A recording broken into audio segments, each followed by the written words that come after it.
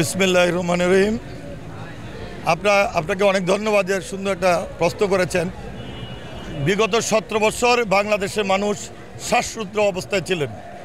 অত্যাচার অবিচার এমনভাবে হয়েছিল, শেখ হাসিনা সারা পৃথিবীতে এমন অত্যাচার অবিচার হয় নাই, যার পরিপ্রেক্ষিতে মানুষ খুব গুম হত্যা হয়েছে, মানুষের মিথ্যা মামলা দিয়েছে, এ দেশটা লুটতরাজ করে অর্থনৈতিকভাবে ধ্বংস করে দুর্নীতির মাধ্যমে যখন দেশের মানুষকে ভীষণভাবে অত্যাচার করেছে, তখন মানুষ আল্লাহর রহমত হয়েছে। এই ফেরাউনের বিচারের জন্য মানুষ ঐক্যবদ্ধভাবে আন্দোলন করেছে। মানুষ আন্দোলন করেছে শান্তির জন্য। জনগণ এখানে কারোর অবদান এককভাবে না, সকলের অবদান আছে।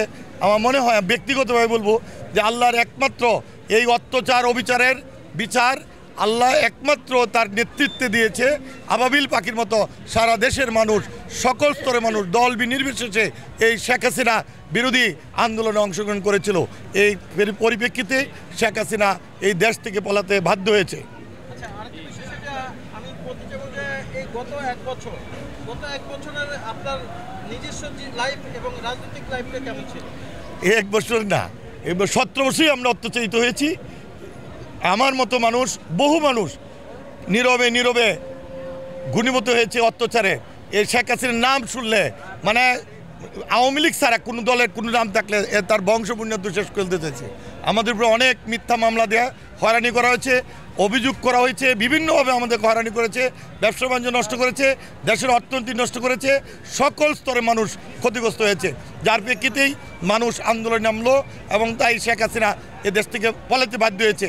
আমার মতে যে দুর্নীতি হয়েছে, সারা পৃথিবীতে যদি দুর্নীতি কমিটি হইতো, দুর্নীতির একমাত্র সভাপতির দাবিদার হল শেখ হাসিনা।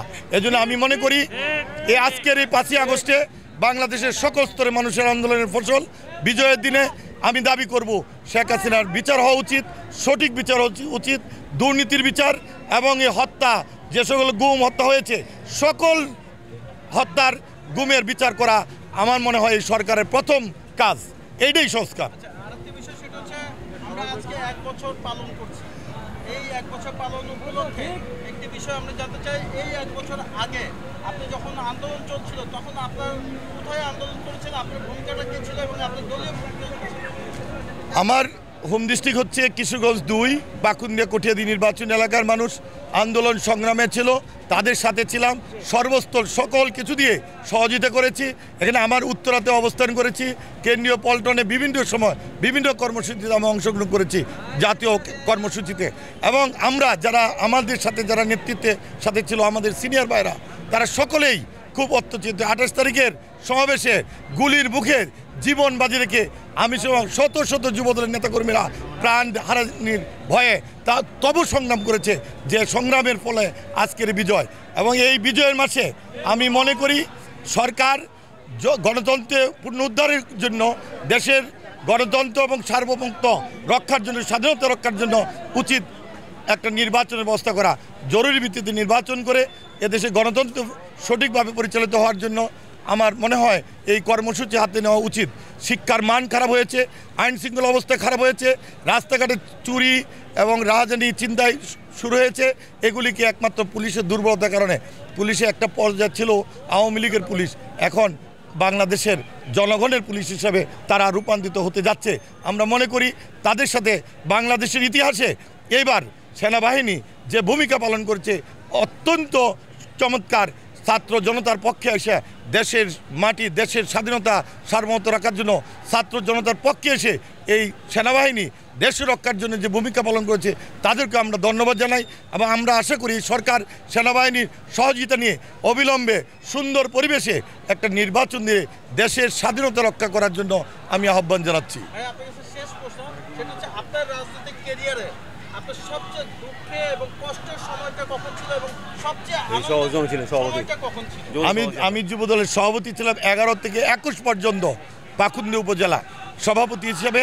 যে নির্যাতিত হয়েছে, আমরা কোনো দাওয়াতে যাইতে পারি না, দাওয়াতে গেলেই প্রশাসন আমাদেরকে বলতো চলে যান, দাওয়াত খাওয়া যেত না, জানাজানা গেল বিপদ।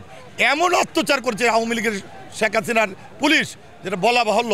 আমাদের কষ্টের সীমাহীন, সেই কষ্টের লাঘবে এদেশের বিএনপি নেতা, আমাদের প্রিয় নেতা তারেক রহমানের নির্দেশে আজকের 17 বছর বিএনপি আন্দোলনের ফসল হচ্ছে এই 5ই আগস্ট। আমাদের এই কষ্টের সর্বশেষ আসলে হলো 5ই আগস্টের বিজয়।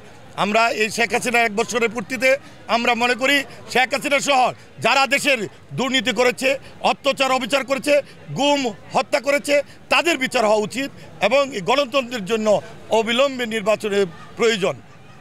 ধন্যবাদ। আপনার নাম থ্যাংক ইউ। আমি আহমেদ ফারুক খোকন, সাবেক জিএস পাকুন্দিয়া সরকারি ডিগ্রি কলেজ কিশোরগঞ্জ এবং সাবেক যুবদলের সভাপতি পাকুন্দিয়া উপজেলা, সাবেক যুগ্ম আহ্বায়ক পাকুন্দিয়া উপজেলা বিএনপি।